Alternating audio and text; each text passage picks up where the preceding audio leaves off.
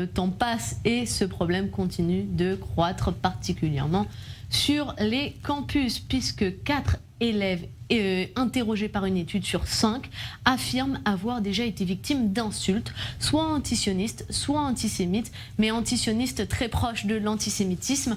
La moitié d'entre eux affirment également connaître quelqu'un ou avoir été eux-mêmes victimes de menaces de violences antisémites. Cette étude a été menée par les anciens élèves pour l'équité au campus. C'est une association.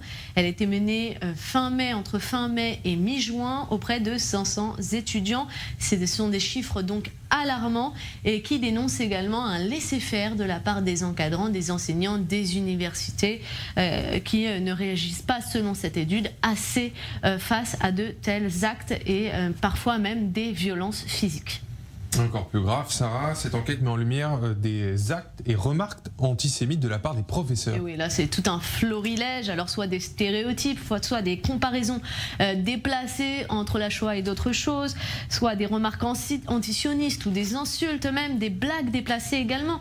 On a un témoignage qui est rapporté dans cette étude, notamment qui est édifiant, qui est rapporté par un étudiant qui raconte qu'un jour il était en cours et qu'un enseignant a fait une comparaison très déplacée avec la Shoah, qui le lui a fait remarquer. Et ce professeur, au lieu de s'excuser, eh bien, l'a sermonné de façon très virulente et lui a conseillé de changer de voie de carrière, de plan de carrière et de trouver d'autres études que celle-ci.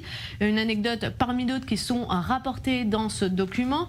Il y a de plus en plus de profs, selon cette étude, qui prennent parti et qui se permettent de faire des remarques antisionistes à la limite de l'antisémitisme. Un exemple fin mai, quand le syndicat des enseignants des éducateurs unis de San Francisco a adopté une résolution solidaire avec les Palestiniens dans laquelle ils appelaient Joe Biden à cesser d'aider Israël et s'engager auprès du BDS et critiquer Israël, le qualifiant même de discriminatoire. Autre exemple et un scandale qui est toujours en cours, c'est celle d'une professeure qui enseigne des cours sur Israël et les Palestiniens dans une université de Caroline du Nord et qui est aujourd'hui accusée d'avoir publié et écrit plusieurs textes sur Twitter notamment, dans lesquels eh bien, elle critiquait les Juifs et Israël en particulier également. Par exemple, une de ses phrases, c'est « sale sac sioniste ».